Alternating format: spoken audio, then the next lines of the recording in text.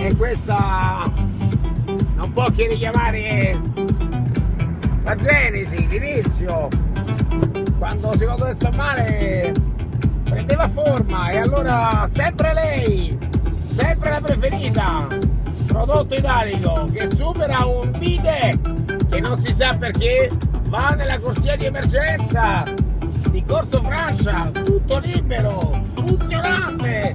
E allora secondo me sto male lunedì mattina, vado a riporre il prodotto italico, mi ha dato gioie in quantità, è il mio utero materno, qua dentro sto bene, se fa caldo metto l'aria condizionata, se fa freddo non metto una mazza perché non lo sente, una condizione mentale, ma il...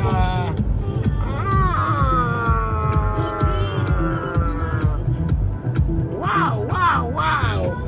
E allora sì, sta al posticino tuo, sì bravo, va!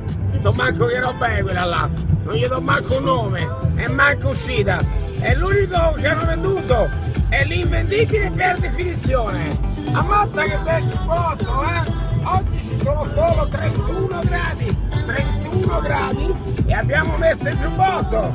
Noi abbiamo i calardico là sotto, insomma particolare quantomeno.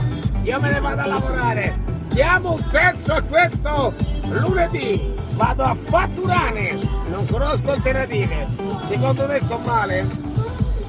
Con le parole e basta, con i sorrisi e basta, mutui e rate non si pagano, e allora ci vuole il fatturato, ci vuole, wow, veramente wow, viva la